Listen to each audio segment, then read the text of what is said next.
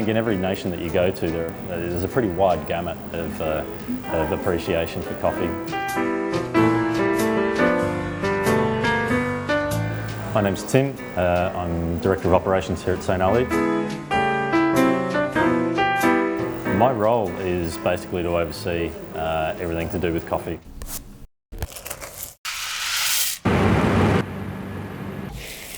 The majority of my role is in terms of sourcing coffee, the sort of coffees that we're going to roast, what makes up our blends, which single origin filters we're going to bring in and roast, and then how we're going to present those as well.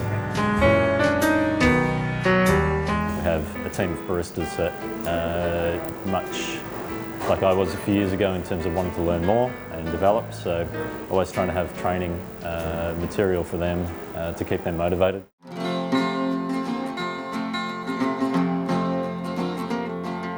The selection criteria for coffee is one thing, and that's taste. And we decide if this is the sort of coffee that we want. Is it fresh? Is it sweet? Is it clean? Is it delicious? Do we enjoy drinking it? We kind of feel if we enjoy drinking it, then our customers will enjoy drinking it as well. Basically, we receive coffee from a producing country through an importer, and it comes in a raw form, and that is an incredibly dense green, sort of greenish coloured seed from the coffee cherry. From there, we'll go through a process of roast profiling, where we will take the same amount of coffee and roast it in slightly different ways, and then we let it sit for about 4 or 5 days to degas. And from that, we compile what we call a roast profile, which is essentially a recipe for how we're going to roast that coffee.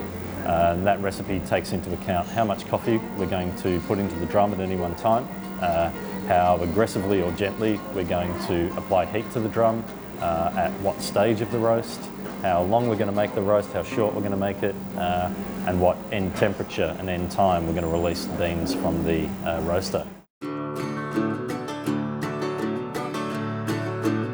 On a day-to-day basis, we roast 2 days a week at the moment, and every Tuesday and Friday we'll come in pretty early. We'll get the roaster turned on to preheat, then we go through and we taste in a process called cupping. We go through and we cup every batch that we've produced on the preceding roast day. So if there was anything that happened in that roast that we maybe didn't notice and we want to adjust our roast a little bit, we do that before we start roasting again the next day.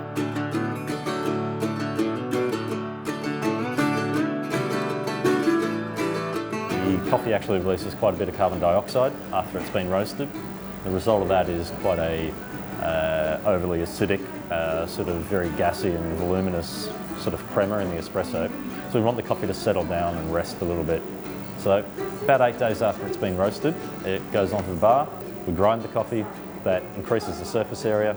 We apply water and pressure to the top, and that literally pushes a certain percentage of that ground coffee through into the water, and that's what an espresso is.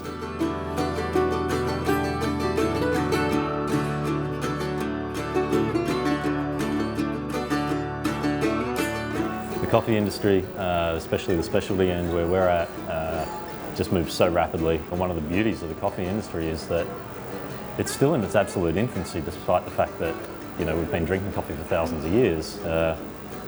Every day there's more to learn and things to do better.